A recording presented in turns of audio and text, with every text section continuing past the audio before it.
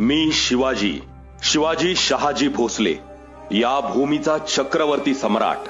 आम्हाला या भूमीत विलीन होऊन आज 400 वर्षे झाली.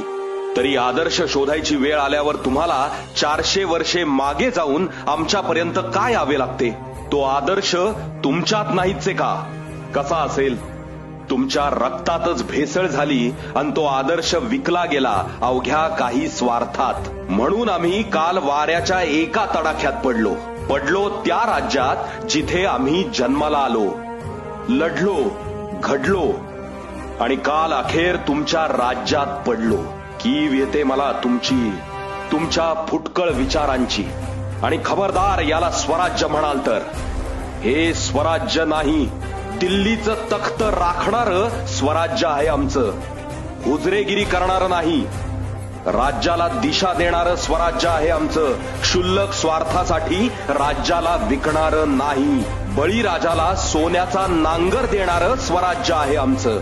त्याला फाशीचा दोर देणार नाही. सर्वसामान्य जनतेला करमुक्त करणारं स्वराज्य आहे आमचं. त्याच करातून भ्रष्टाचार करून स्वतःचे इमले बांधणारं नाही. अरे 18 पगड जाती जमातींना व 12 बलुतेदार व सर्व धर्मियांना एकत्र घेऊन चालणारं असं स्वराज्य आहे आमचं.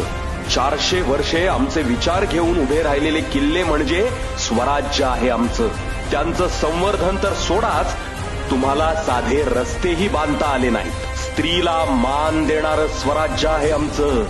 तिचा पदर खेचणारं नाही आणि ज्याने ती हिंमत दाखवली त्याचा पुरुषार्थ ठेचला आम्ही.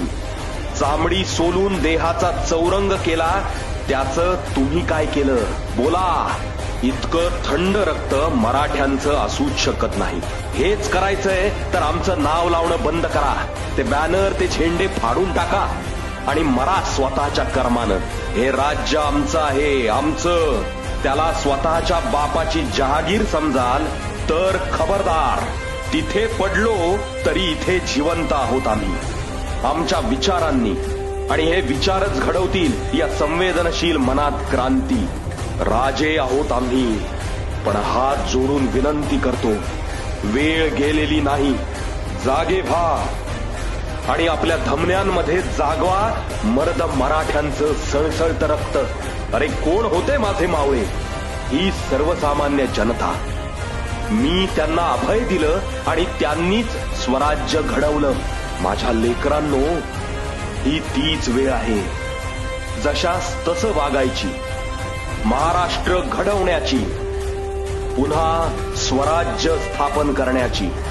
आम्ही रायरेश्वराच्या मंदिरात शपथ घेतलेली, तुम्ही शपथ घ्या. माझ्यासोबत म्हणा, हा महाराष्ट्र आपला आहे. त्याचं रक्षण करणं, महाराष्ट्र अस्मिता राखणं हे माझं कर्तव्य आहे. बोला, हर हर महादेव, हर हर महादेव.